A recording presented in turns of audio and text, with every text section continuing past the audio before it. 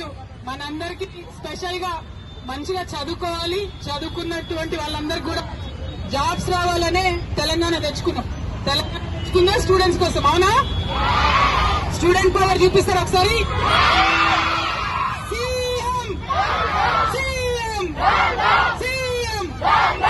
ఎందుకంటే ఇన్ని మాటలు ఇచ్చి మనకు ఒక్క మాట కూడా ఫుల్ఫిల్ చేయట్లేదు.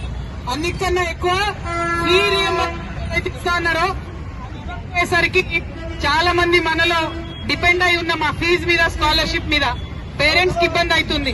పాస్ అవుట్ అయిపోయిన తర్వాత కూడా సర్టిఫికెట్స్ ఇవ్వడం లేదు. దాంతో మనం వెళ్లి జాబ్ అప్లై చేసుకున్నా కూడా 2 years అయినా కూడా రావడం లేదు. దానికోసం సీరియస్ గా అందరు కదిలి వచ్చిండ్రు. మీరు ఇచ్చిన ఈ ఎనర్జీతోని డెఫినెట్ గవర్నమెంట్ లో కూడా కదలికి వస్తుంది. తెలంగాణ వ్యాప్తంగా ఉన్నటువంటి స్టూడెంట్స్ అందరిలో కూడా మంచి జోష్ వస్తుంది ఫైట్ చేయడానికి. గట్టిగా స్కాలర్షిప్ కోసం. ఇంకొక మాట, స్కాలర్షిప్స్ ఇవ్వకపోతే ఎక్కువ నష్టపోయేది స్టూడెంట్సే, అంతే కదా? బాయ్స్ కి అయితే ఏదన్నా అమ్మి పెట్టేస్తారు, కానీ గర్ల్స్ అనేసరికి పెళ్లి కూడా చేయాలి ఆగు అంటారు. కానీ ఈ మధ్య పేరెంట్స్ కొంచెం మంచిగా గర్ల్స్ ని కూడా చదివిస్తున్నారు.